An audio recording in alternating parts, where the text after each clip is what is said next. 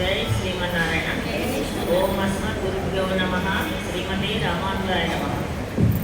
अनाघरतावद्यं बहुगुणपरिणाहि मनसोद्धानं सौहार्दं परिचितमिवातापि गहनं पदानां सौभ्रात्रादनिमिषनिषेद्यं श्रवणयोः त्वमेव श्रीमन्यं बहुमुखया वाणी विलसितं तत्त्रयन्तमर्मण्यं प्रबोधनपरायणं जिज्ञासुजनजीवातुं श्रीरङ्गार्यगुरुं भजे। ओम नमो वेंकटेशाय। प्रिय భగవద్బంధువులారా, ధనుర్మాసం శ్రేష్టమైన విశేషమైనటువంటి తిరుప్పావై వ్రతంలో రోజు ఒక భక్తురాళ్ళను మేల్కొల్పుతూ అందరూ కలిసి కోవెలకు రావాలని, పరమాత్మ సన్నిధికి వెళ్ళాలని, పరమాత్మ యొక్క దివ్య మంగళ విగ్రహ స్వరూపాన్ని దర్శించాలని చేస్తున్న ప్రయత్నంలో ఈరోజు మరొక గోపికను మేల్కొల్పుతూ ఉన్నారు. 11వ పాశురంలో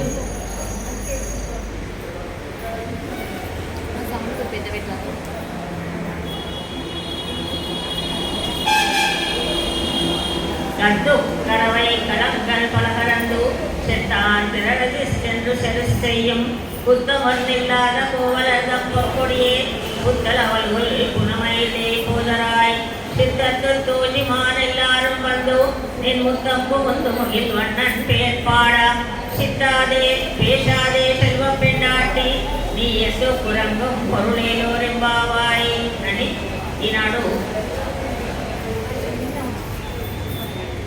పరమాత్మయే తప్ప నేను అన్యులను శరణు వేడను అంటూ అనన్య భక్తిని చూపించేటటువంటి ఒక గోపికను నిద్ర మేల్కొలుపుతూ ఉన్నారు. పరమాత్మయే రావాలి. భక్తులు ఎలా ఉంటారంటే భగవంతుని కోసము వెళ్ళడం ఒక రకము కాదు, భగవంతుడే నా చింతకు రావాలి అని భక్తితో ఉండడం ఒక వంతు. రెండవ రకం గోపిక ఈనాడు భగవంతుడే నా చింతకు రావాలి అని. భగవంతుని యొక్క విశేషమైనటువంటి పరమాత్మ జగత్ కారణభూతుడు, వ్యాపకుడు అని తెలిసి నిశ్చింతగా ఉన్నటువంటి అమ్మాయి ఈనాటి గోపిక. ఇది భగవత్ స్వరూప జ్ఞానం అంటారు. భగవంతుడికి సంబంధించిన జ్ఞానం తెలియాలంటే ఏం తెలియాలి? భగవత్ స్వరూప జ్ఞానం అంటే ఏమిటి? భగవంతుడికి సంబంధించిన విషయం మనకు తెలుస్తుంది అంటే భగవంతుడు సర్వ వ్యాపకుడు అని, సర్వ జగత్ కారకుడు అని తెలియాలి. సర్వ జగత్తుకు కారణభూతుడు ఎవరండి? పరమాత్మ శ్రీమన్నారాయణుడు అనే విషయాన్ని విశ్వసించి అతడే సర్వ వ్యాపకుడు అని తెలిసినటువంటి గోప బాలిక ఈనాడు నిద్ర మేల్కొల్పబడుతుంది.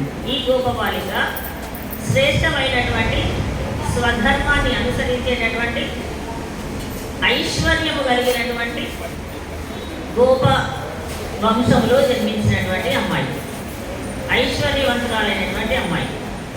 ఈ అమ్మాయికి సోదరుడు కృష్ణ పరమాత్మకు స్నేహితుడు. అయితే వీళ్ళు చేయవలసినటువంటి ముఖ్యమైన పని ఏమిటి? మన ధర్మాన్ని మనం మర్చిపోకూడదు. స్వధర్మ నిష్ఠ అంటారు. స్వధర్మ నిష్ఠ అంటే వారి యొక్క కార్యక్రమాలు ఏవైతే ఉంటాయో వాటిని తప్పనిసరిగా నిర్వర్తించుట. అది చేస్తూ అనేక గో సంపద అధికంగా ఉన్నటువంటి అమ్మాయి. ఇక్కడ ఐశ్వర్యవంతురాలు అంటున్నారంటే భగవంతుని యందు భక్తి కలిగి ఉండడం గొప్ప ఐశ్వర్యంగా తెలియజేస్తారు. మనకున్నటువంటి భౌతికంగా ఉన్నటువంటి సంపద కాదు ఐశ్వర్యం అంటే, భగవత్ భక్తి అధికంగా ఉన్నటువంటి అమ్మాయి అని. భగవంతుని తప్ప మరొకరిని నేను ఆశ్రయించను, భగవంతుని తప్ప నాకు మరొకటి రుచించదు, భగవంతుని తప్ప మరొకరిని శరణు వేడను అని వీటిని అనన్య శరణత్వం, అనన్య భోగ్యత్వం అని ఆకారత్రయములు అని తెలియజేస్తారు. ఆ విధంగా ఉన్నటువంటి గోపబాలిక ఈనాడు అయితే అమ్మాయి మేల్కొల్పుతూ ఉన్నారు. భగవద్ కైంకర్య నిష్ట కలిగినటువంటి వంశం వీరి. వీరేం చేస్తారట? వారి వంశంలో ఉన్నటువంటి గోపబాలుడు 2 పనులను చేసుకుంటారు. ఒకటి వారు చేసే పనులను కర్మానుష్ఠానం చేస్తారు. కర్మానుష్ఠానం అంటే ఏంటి? మనం చేసే పని మనకు ఒకటి ఉంటుందండి. గోకులంలో రేపల్లిలో గోపబాలురందరికీ వారి యొక్క కర్మానుష్ఠానం ఏమిటి? ఉదయమే లేచి గోశాలకు వెళ్ళాలి, గోవులకి పాలు పితకడం, గోవులని మేపుకొని రావడం, వాటిని సంరక్షించడం ఈ పని.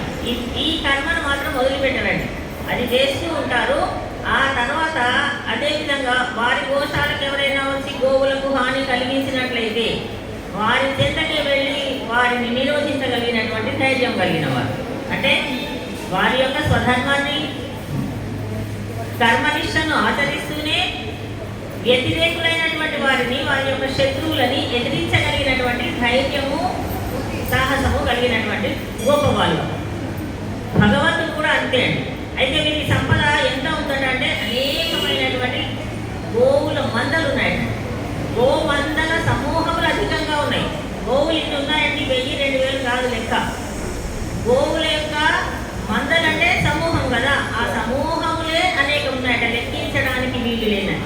ఆకాశంలో నక్షత్రాలు ఎన్ని ఉంటాయండి, మనం లెక్కించలేము. భగవంతుని యొక్క గుణములు ఎన్నండి, లెక్కించలేమండి, ఇద్దరిని చెప్పలేము. కళ్యాణ గుణములు కలిగిన వాడు పరమాత్మ యొక్క గుణములు ఎన్నంటే లెక్కిస్తామండి. మనకు తెలిసినంత వరకు, మన జీవితం అందినంత వరకు 1, 2, 3, 6, 5 చెప్పుకుంటున్నాం. కానీ అనంత కళ్యాణ గుణ వైభవం కలిగినటువంటి వాడు పరమాత్మ. అదేవిధంగా వీరి యొక్క గోవులు కూడా అంతే.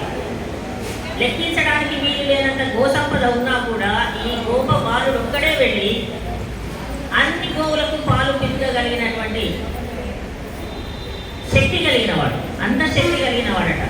వాడు అంతమంది గోవులను 15 మంది ఎవరు పని వాళ్ళని పెట్టుకోరండి. వారే గోశాలకు వెళ్ళి గోవుల చెంత కూర్చొని ఆ పాలను పితకడం, గోవులను మేతకు తీసుకొని వెళ్ళడం, వాటిని మళ్ళీ తీసుకొని రావడం, సంరక్షించడం, ఈ పనులన్నీ చేసేటటువంటి వాడు. అయితే తాను చేయవలసినటువంటి పనులను చేస్తూ కర్మను ఆచరిస్తూ ఫలితాన్ని మాత్రం చూడాలా, ఫలితాన్ని చూడకూడదా. నేను ఇంత పని చేస్తున్నా, నాకు ఏమొస్తుంది, ఏం లభిస్తుంది అనేది మాత్రం ఆలోచించినటువంటి గోపపాలు. మరొకరు ఉంటారు, తాను చేయాల్సిన పనులను కూడా విడిచిపెట్టి భగవంతుని యొక్క సేవగా వెళ్ళిపోతారు. 2 రకాలు ఉంటారండి.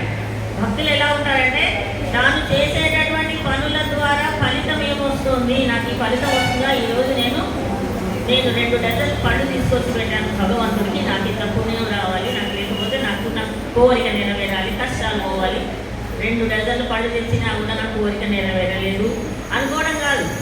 అయితే అలా కాకుండా తాను చేయాల్సిన పనులను కూడా విడిచిపెట్టి భగవత్ సన్నిధిలోనే వాళ్ళ కర్మానుష్ఠాన్ని కూడా వదిలిపెట్టి, వాడు ప్రతిరోజు చేయాల్సిన పనిని కూడా వదిలేసి భగవంతుని చెంతనే వెళ్ళేవారు. సేవలు చేయడం ఒక రకం. ఇవి 2 పద్ధతులు ఉన్నాయి భగవంతుని సేవించడానికి. ఇవి ఏమంటారు, భగవంతుని సేవించడానికి కైంకర్యం అంటారు. కైంకర్యం అంటే ఏమిటి? కైంకర్యం అంటే సేవ చేయుట, పరమాత్మకి సేవ చేయుట. అయితే 2 రకాలు ఉన్నవాళ్ళు వాళ్ళ కర్మానుష్ఠానాన్ని ఆచరిస్తూ ఉంటారు, ఫలితాన్ని ఆశించరు, భక్తి కలిగి ఉంటారు. పరమాత్మయే సర్వస్వం, ఆయనే ఉపాయము ఉపేయము, ఏది ఇచ్చినా ఆయనే ఇవ్వాలి, ఇవ్వకపోతే ఆయన కృప అని వదిలేస్తారనమాట. మొదటి రకం. 2వ రకం అయితే అసలు ఏమీ మాకు చేయవలసినటువంటి పనులు ఏమీ చేయరు, పరమాత్మ చెంతనే వెళ్ళి భగవంతుడికే సేవ చేస్తూ నిరంతరము గడిపేస్తారు. ఈ 2 రకాలు. అయితే మొదటి రకం వాళ్ళు భరతుని పద్ధతి. భరతుడు ఏం చేశాడు, రామచంద్రుడు చెప్పిన పనిని చేస్తున్నాడు. 2వ వాడు లక్ష్మణ స్వామి యొక్క పద్ధతి. లక్ష్మణుడు తన కర్మానుష్ఠానం అంతా వదిలేశాడు. ఊర్మిళాదేవిని కూడా ఉండు నేను ఇక్కడే అన్నాడు, నిద్రపో అన్నాడు. తానొక్కడు పరమాత్మ సేవకే 14 సంవత్సరాలు వెళ్ళాడు. అలా ఈనాడు గోప బాలుల యొక్క పద్ధతి తెలుస్తూ ఉన్నారు. కత్తు కరవై కరందు పలకరందు చెత్తార్ తెరలది చెయ్యం కుత్తమెర్నిల్లాద పోవలెద్దం పొర్కొడియే అంటున్నారు. లేగ దూడలు అధికముగా కలిగిన ఆవుల మందలు ఉంటే వాటికి లేగ దూడలు కూడా ఉన్నాయి. లేగ దూడలు అధికంగా ఉన్నటువంటి ఆవుల మందలు ఉన్నటువంటి సంపద, ఆ గో సంపద అధికంగా ఉన్నటువంటి వాడు అని పరమాత్మ ఏం తెలియజేశాడండి భగవద్గీతలో. బహూని మే వ్యతీతాని జన్మాని తవ చార్జున. అర్జునుతో తెలియజేస్తాడు, అర్జున నీ జన్మలు నా జన్మలు బహూని అన్నారు. ఇన్ని లెక్క చెప్పలేదండి, ఇన్నేది కాదు, జన్మలు అనేకంగా ఉన్నాయి నీకు నాకు అని. ఆ విధంగానే వీళ్ళ యొక్క గో సంపద కూడా అధికంగా ఉంది. రామచంద్రుని యొక్క కళ్యాణ గుణములు. రామచంద్ర స్వామి పట్టాభిషిక్తుని చేయాలనుకున్నాడు దశరథ మహారాజు. ప్రజలందరినీ కూర్చోబెట్టి వాళ్ళ యొక్క అభిప్రాయాన్ని తెలుసుకున్నాడండి. మంత్రులను, ప్రజలను అందరినీ కూర్చోబెట్టి, నేను వృద్ధుడిని అయిపోయాను, యువరాజు పట్టాభిషేకం రామచంద్రుడికి చేయ తలపెట్టాను, మీ అందరి అభిప్రాయం చెప్పండి. వెంటనే అందరూ కావాలి, మాకు రాముడు కావాలి, ఈ రాజు కావాలి అని వచ్చారట. దశరథ మహారాజుకి ఆశ్చర్యం కలిగింది. ఎన్ని సంవత్సరాలు? 60,000 సంవత్సరాల నుండి నేను చేస్తుంటే నా రాజ్య పరిపాలన నేను నచ్చలేదా? ఎందుకు వెంటనే అడిగిన వెంటనే రాముడే కావాలి అన్నారు? ఒక మాట వరుసకైనా మీరు ఉండని అనొచ్చు కదా, మాట వరుసకైనా అనాలి కదా. అసలు ఇలాంటి కుతూహలం ఉంటే అడగకుండా ఊరుకోలేదు కదా, అడిగాడు మంత్రులను వాళ్ళని. ఎందుకు నా పరిపాలన? కానీ దశరథ మహారాజు చాలా ధర్మంగా రాజ్య పరిపాలన చేశాడు. నా రాజ్య పరిపాలన మీకు ఎందుకు నచ్చలేదు? రామచంద్రుడు కావాలనగానే కావాలి అని విమానం కంపయండి వాడాడు. పైన టాపులు ఎత్తి పెట్టాడు, వచ్చారట, రాముడు రాజు కావాలి, ఎప్పుడవుతారని. అంటే దశరథ మహారాజు అడిగితే వాళ్ళందరూ మంత్రులు చెప్తారు, రాముని యొక్క కళ్యాణ గుణాలు అనేకమని చెప్తారు. బహవో నృప కళ్యాణ గుణా పుత్రస్య సంతిమే. మీ యొక్క కుమారునికి కళ్యాణ గుణములు కొన్ని కాదండి, అనేకమైన కళ్యాణ గుణాలు ఉన్నాయి. అంటే అంత మంచివాడు రామచంద్ర స్వామి. ఏం చేస్తాడు? ఎవరికైనా కష్టం కలిగితే తాను బాధపడతాడట. ఎవరికైనా కష్టం కలిగితే తాను బాధపడతాడు. కనిపించిన వాడు ఏం చేస్తాడు? మృదు భాషిత్వం రామచంద్ర స్వామి దగ్గర నేర్చుకోవాల్సింది. మిత పూర్వ భాషించ రాఘవ అంటారు వాల్మీకి మహర్షి. నవ్వుతూ వెళ్ళి వాళ్ళు పలకరించలేదండి, మనం ఎందుకు పలకరించడము లేదు, చూసి చూడనట్టు వెళ్ళిపోతున్నారని మనలాగా ఊరుకునేటటువంటి తత్వం కాదు రామచంద్ర స్వామి. వెళ్ళి బాగున్నావా అని ముందే తాను వెళ్ళి పూర్వ భాషించ రాఘవ అన్నారు. అందుకని ముందుగానే వాళ్ళు మాట్లాడించకంటే ముందే వెళ్ళి వాళ్ళ యొక్క యోగక్షేమములను కనుక్కునేవాడు. అందుకని రామచంద్ర స్వామి ఎప్పుడు రాజవుతాడని ఎదురు చూస్తున్నవాడు అలా చెప్పారట. అందుకని బహో నృప కళ్యాణ గుణా పుత్రస్య సంతితే అని తెలియజేశారు. అదేవిధంగా భగవంతుని యొక్క అవతారములండి ఎన్నెలు లెక్కించలేము. మనం లెక్కకేవో 10 చెప్పుకుంటాం. అనేకమైనటువంటి అవతారాలను దాల్చవలసిన వాడేనా? అసలు ఎక్కడ ఉండవలసిన వాడు? శ్రీవైకుంఠంలో పరమపదంలో ఉండే స్వామి. అజాయమానో బహుధా విజాయతే అని చెప్పిందండి వేదం. అసలు జన్మించవలసిన అవసరం లేనటువంటి పరమాత్మ అనేక జన్మలనెత్తి ఇక్కడ అవతారముగా వచ్చాడు. దేనికోసం? ఏం చేయడానికి? మనకు మంచిని తెలియజేయడానికి, మనకు మార్గం చూపించడానికి. ఏం తెలియజేశాడండి? మరి ఏమన్నా చెప్పాడా? ఏమో, ఏం చెప్తున్నానో ఇదేమో ఏదో చెప్పే ఉంటారులే మొత్తానికి.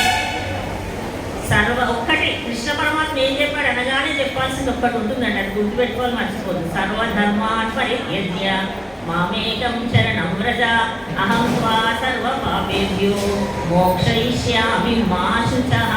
కృష్ణ పరమాత్మ తెలియజేశాడండి. మన కృష్ణుడు భగవద్గీత అంతా కూడా అర్జునుడికి తెలియజేస్తూ మనం చెప్పాలని. అప్పుడు మనం లేం అంటే అప్పుడు ఉండుంటాం ఏ దోమలుగానో, చీమలుగానో, నల్లులుగానో, ఎలా ఉన్నామో తెలియదు. అప్పుడు మనం తర్వాత వచ్చేటటువంటి కలియుగంలో మానవులకి తెలియాలి, ఇలా నడుచుకుంటారు. బుద్ధిమంతులు కొంతమంది ఉంటారు మన కోవెలలో, వెంకటేశ్వర స్వామి కోవెలలో వాళ్ళందరూ చక్కగా నడుచుకునేటటువంటి వాళ్ళు అని తెలియజేసినటువంటి మాట ఏమిటంటే, అర్జునుడికి ఏమి అర్థం కావట్లేదు, అన్నీ చెప్పారు. నన్నే పూజించు, అన్నీ చెప్పినా, నీ జన్మలు నా జన్మలు అనేకం అని చెప్పిన ఇంకా అర్థం ఇదంతా వదిలే అని చివరికి చెప్పిన సందేశం ఏమిటి? కృష్ణ పరమాత్మ సర్వధర్మాన్ని పరిత్యజ్య, నువ్వు అన్నీ వదిలిపెట్టు. మాం ఏకం సర్వధర్మాన్ని పరిత్యజ్య మామేకం. ఏమిటి మామేకం? నన్ను ఒక్కడిని స్మరిస్తే చాలు. ఏమవుతుంది అలా స్మరిస్తే? మామేకం శరణం వ్రజ. శరణు అను. శరణు అంటే ఏమిటి? విశ్వాసంతో పలకడమే శరణు అండి. ఆనాడు గజేంద్రుడు పలికిందే శరణు, ఆనాడు ద్రౌపదీదేవి పలికింది శరణు. నీవు తప్ప నన్ను రక్షించేవాడు ఏమని లేదని పలికినటువంటి శరణు కదా. మామేకం శరణం వ్రజ అహం. అప్పుడు ఏం చేస్తానంటే అహంతో సర్వ పాపేభ్యో, నీ పాపాలన్నింటినీ తొలగిస్తాను. ఇంతకంటే ఇంకేం కావాలండి? చక్కగా భగవద్గీత అని అద్భుతమైనటువంటి ఉపనిషత్ సారంలో మనకు సులభంగా తెలియడం కోసం చివరి అధ్యాయంలో చెప్పిన మాట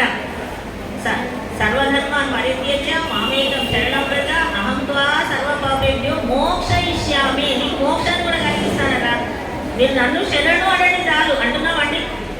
ఏమో ఎప్పుడు కష్టాలు కష్టాలు కష్టాలు మాట మాట అంటాం కానీ హే భగవాన్ శ్రీకృష్ణ శరణం మమ ఒకటే మాట్లాడి ప్రొద్దున లేచినా పడుకునేటప్పుడు ఏ భోజనం చేసేటప్పుడు కూడా 2 పదాలు పలకండి.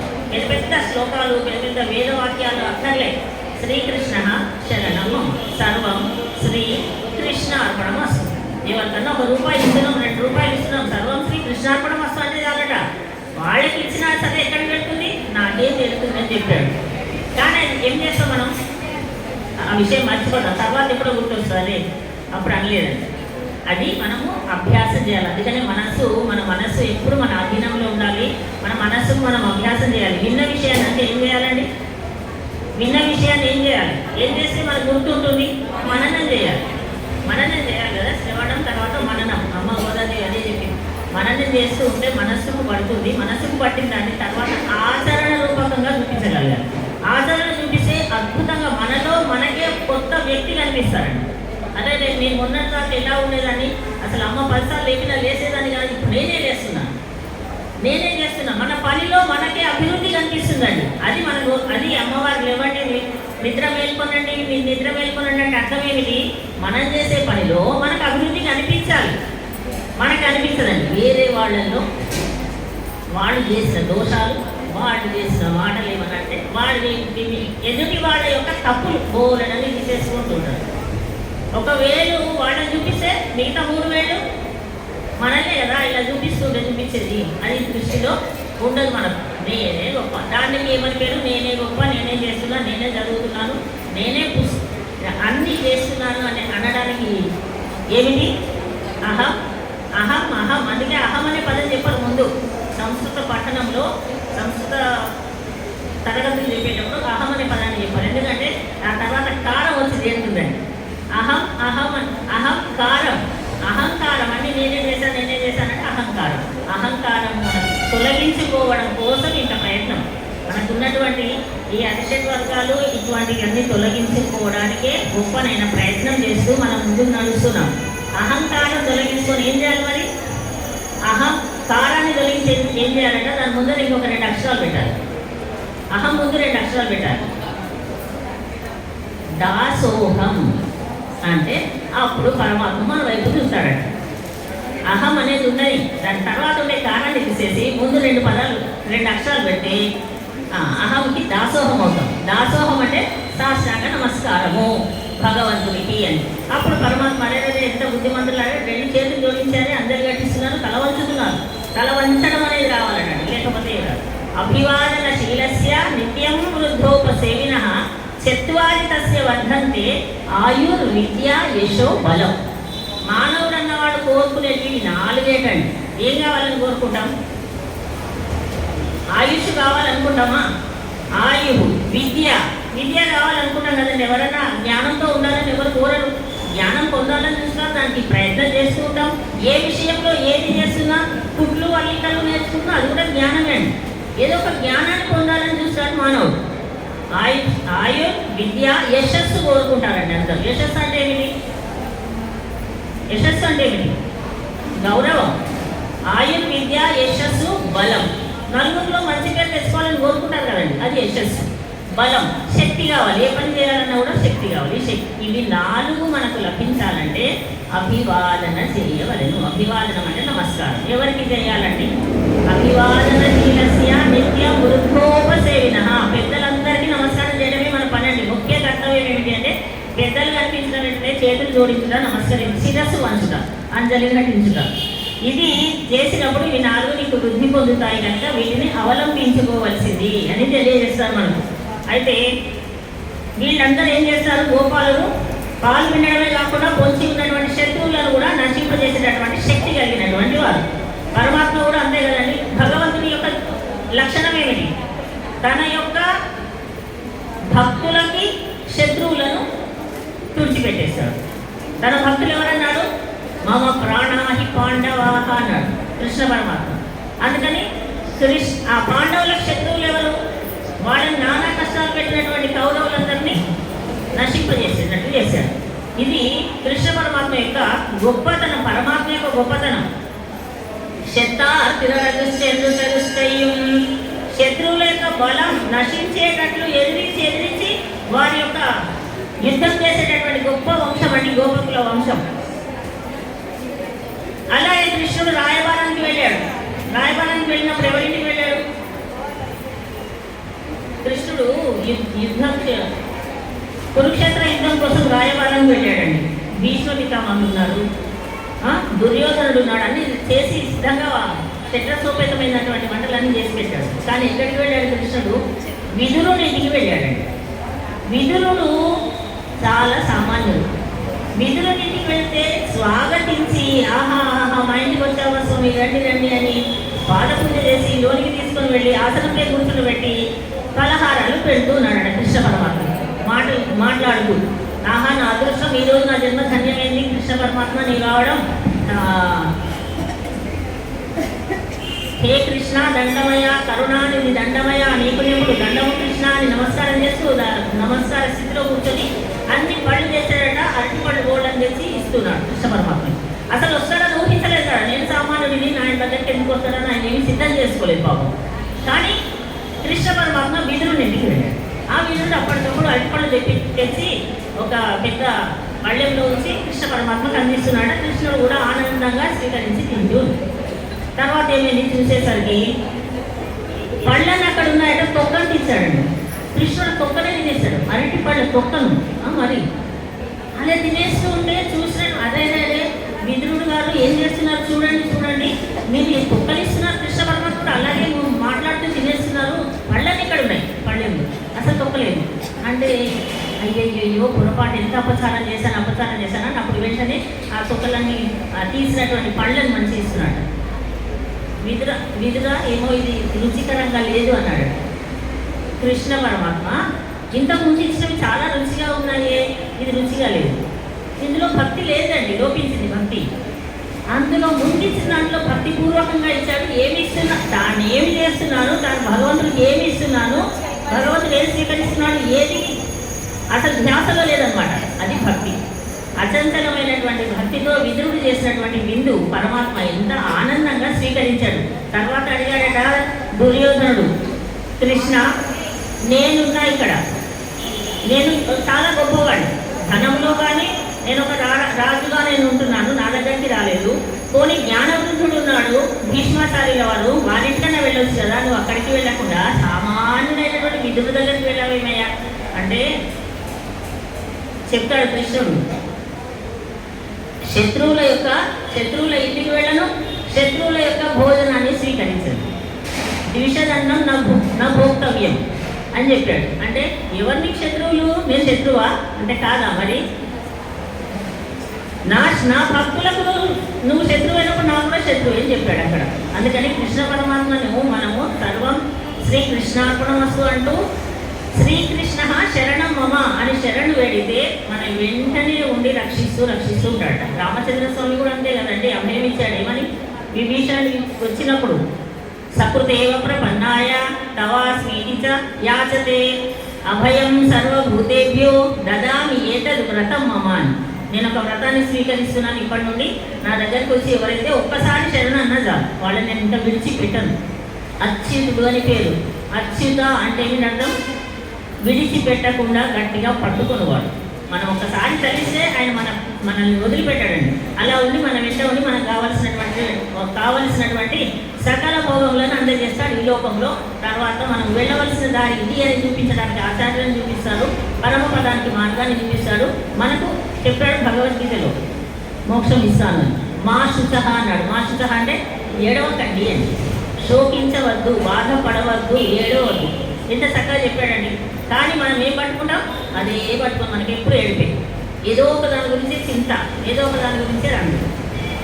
అందుకని దానిని తీసేద్దాం మనం. ఇవాళ నుంచి కృష్ణ పరమాత్మ చెప్పినట్టుగా ఆనందంగా ఉండమని తెలియజేశాడు. కృష్ణ పరమాత్మకి ఏ విషయం? ఆనందంగా, సంతోషంగా. ఎక్కడ చూస్తే అక్కడ కృష్ణ పరమాత్మను దర్శించుగా గోపికలు చేశారు కనుక మధురా నగరంలో ఉండకుండా అక్కడి నుండి రేపలకి వచ్చి వ్రజభూమిలో ఒక గోపాలుల చెంత, గోపికల చెంత ఉన్నాడు. సాక్షాత్తు వేదవేద్యుడు సర్వజ్ఞుడు అయినటువంటి శ్రీమన్నారాయణుడు ఎక్కడున్నాడు? వాళ్ళ యొక్క భక్తికి మెచ్చి. ఎందుకంటే వాళ్ళు ఎప్పుడు కృష్ణునే దర్శిస్తున్నారు, ఇంకా ఏ పదార్థాన్ని చూడడం లేదు. పాలన్నా పెరుగన్నా పాలను కూడా అమ్మడం లేదు, కృష్ణ గోవింద మాధవ అంటున్నారు. అందుకని ఆ భక్తికి వచ్చారు. అది మనకు కావాల్సినటువంటి దాన్ని మనం పెంపొందించుకున్నాం.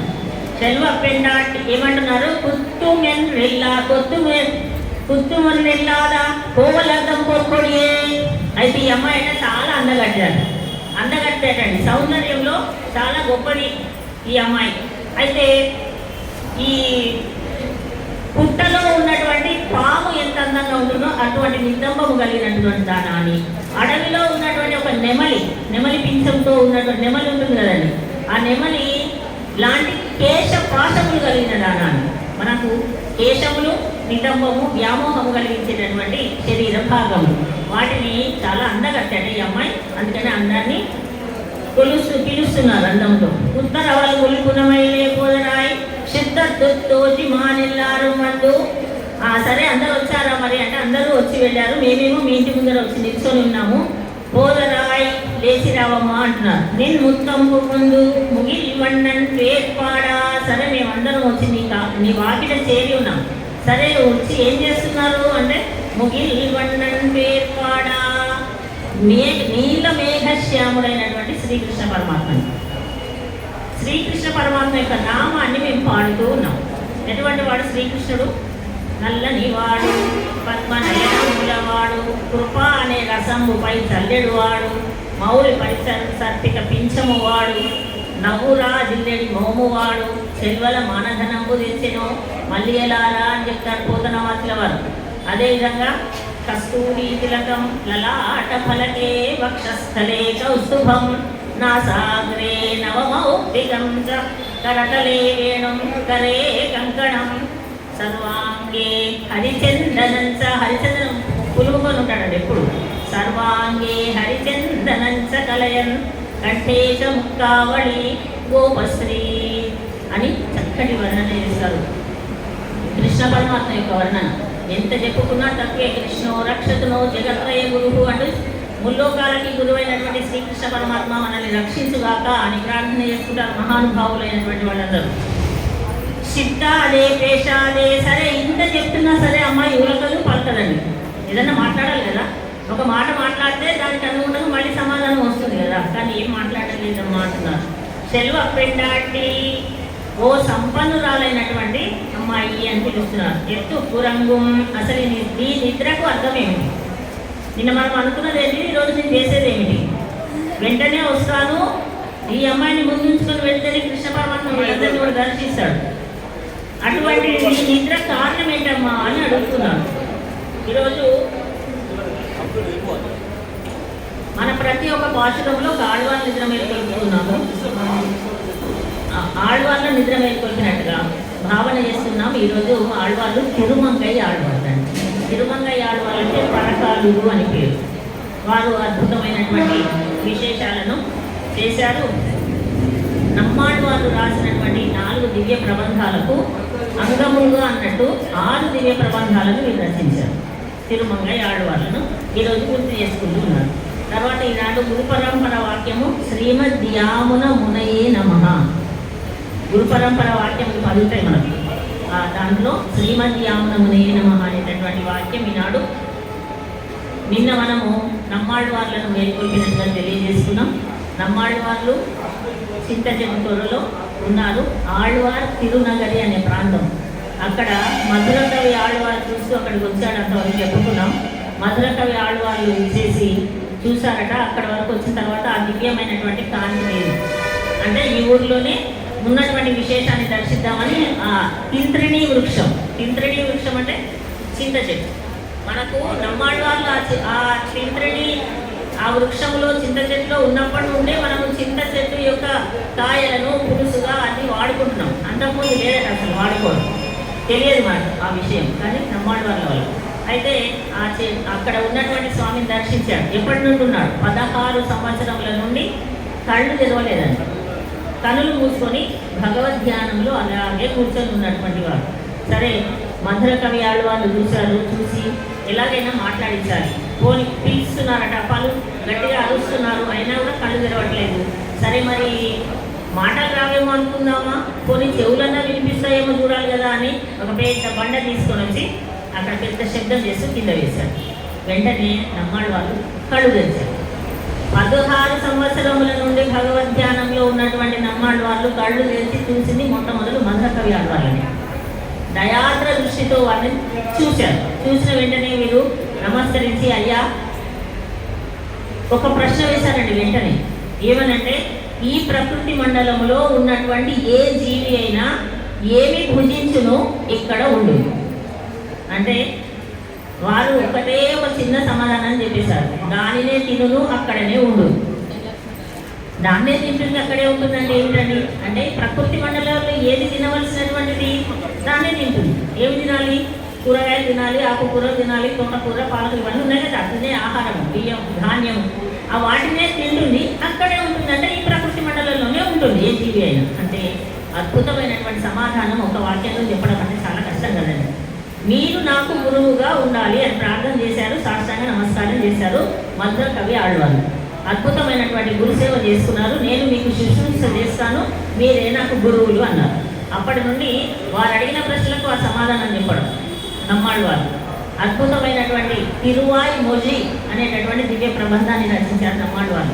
అది వేదమునకంతా కూడా శిరోభూషణము అని. మొట్టమొదటి తిరువాయి మొజి అంటే అంత శ్రేష్టం. సరే, మీరు మధురకవి ఆళ్వారు అందరు ఆళ్వార్లందరూ కూడా భగవంతుని ప్రార్థన చేశారు. భగవత్ స్వరూపాన్ని భగవంతుని ప్రార్థన చేస్తూ భగవంతునే కొలుస్తూ నమస్కరిస్తూ ఉంటే మధురకవి ఆళ్వార్లు నాకు గురువు గారే భగవంతుని అంత శ్రేష్టమని గురువు గారి యొక్క శుశ్రూష చేస్తూ గురువు గారికి నమస్కరిస్తూ గురువు గారికి సేవ చేస్తున్నటువంటి మహానుభావుడు మధురకవి ఆళ్వార్లు. వీరు ఆ తిరునగరి అనే ప్రాంతంలో ఉన్నారు. ఆ తర్వాత వారికి సేవ చేస్తూ వీరు నమ్మాళ్వారు 32 సంవత్సరాలు జీవించున్నారు. 32 సంవత్సరాల తర్వాత పరమపదానికి వెళ్ళే దారి అని ఆ దారిని తెలియజేసేటటువంటి అద్భుతమైనటువంటి ఒక 10 పాశురాలను కూడా రచించి వారు పరమపదానికి వెళ్ళారు. వెళ్ళక ముందు మనకు సంస్కృతంలో వేదములు 4: ఋగ్వేదం, యజుర్వేదం, సామవేదం, అథర్వవేదం. ఆ 4 వేదములకు సారమా అన్నట్లుగా ఈ ద్రవిడ భాషలో వాటిని రాశారు నమ్మాళ్వారు. 4 సామవేదాలకి 4 వేదాలకు 4 భాగాలుగా రాసి పెట్టారు. అద్భుతమైనటువంటి వాటి తర్వాత ఈ మధురకవి ఆళ్వారు ఏం చేశారు, వారు పరమపదానికి ఏం చేశారు, అర్చరాది మార్గము అని ఆ మార్గం గుండా వెళ్ళాలి అని తెలియజేస్తూ 10 అద్భుతమైన పాఠశాలను చెప్పారు నమ్మాళ్వారు. ఆ తర్వాత మధురకవి ఆళ్వార్లు ఆచార్యులే శ్రేష్టం కదా. నమ్మాళ్వాళ్ళకి ఎవరు ఇష్టం అండి అంటే కృష్ణ పరమాత్మ అంటే ఇష్టం. శ్రీకృష్ణుడి గురించి అనేకమైనటువంటి భక్తి స్తోత్రాలు రచించారు. తర్వాత వీరేం చేశారు, మధురకవి ఆళ్వార్లు మా గురువు గారికి కృష్ణుడు అంటే ఇష్టం. ఏ కృష్ణుడు అంటే ఇష్టం అంటే దామోదరుడు అంటే ఇష్టం. యశోదమ్మ రోటికి గట్టేసినప్పుడు ముళ్ళు పడినటువంటి ఆ దామోదరుడు ఉన్నాడు కదా, తాడుతో ముళ్ళు పడింది, ఆ దామోదరుడు అంటే ఇష్టమని మధురకవి ఆళ్వార్లు కన్నిను చిరుతాంబు అనేటటువంటి దివ్యమైన ప్రబంధాన్ని రచించారు. 12 శ్లోకాలే ఉంటాయి. ఇది కూడా నేర్చుకోవాలి మనం. 12 శ్లోకాలే. కన్నిను చిరుతాంబినాల్ కట్టున్న పండియ పెరుమాయన్ అంటుంటుంది. అద్భుతంగా అసలు చదువుతుంటే ఒంటికి ఇంట్లో వస్తుంటుంది, ఆనందం కలుగుతుంది. ఒక కృష్ణ పరమాత్మకు సంబంధించినటువంటి స్తోత్రము మా గురువు గారికి ఇష్టమని, కృష్ణుడు ఇష్టమని ఆ గురువు ఇది ఒక స్తోత్రాన్ని రచించారు. అద్భుతమైన స్తోత్రం కన్నిను చిరుతాము మధురకవి ఆళ్వారు రచించినటువంటిది. ఇలాంటి మహానుభావుల యొక్క దివ్య చరిత్రలను వినడం మన శ్రవణేంద్రియములు చేస్తున్నటువంటి పుణ్యఫలం. మనందరం కూడా ఈ ధనుర్మాస మహోత్సవంలో పాల్గొనడం మనందరి యొక్క పూర్వజన్మ సుకృతంగా భావిస్తూ ఆ 7 కొండల వాడి యొక్క అమ్మ గోదాదేవి యొక్క ఆచార్యులైనటువంటి మన చిన్నజీవన స్వామి వారి యొక్క కృప కటాక్షములు ఇళ్ళ వేళలా మన యొక్క ఉండాలని, మన గోష్ఠి ఇలాగే దినదిన అభివృద్ధి చెందుతూ ముందుకు వెళ్ళాలని విశేష కార్యక్రమాలన్నీ జరుపుకుంటూ ముందుకు వెళ్ళాం. పాశురాన్ని ఒకసారి అనుసంధానం చేసి తర్వాత కార్యక్రమాలకు వెళ్ళాం.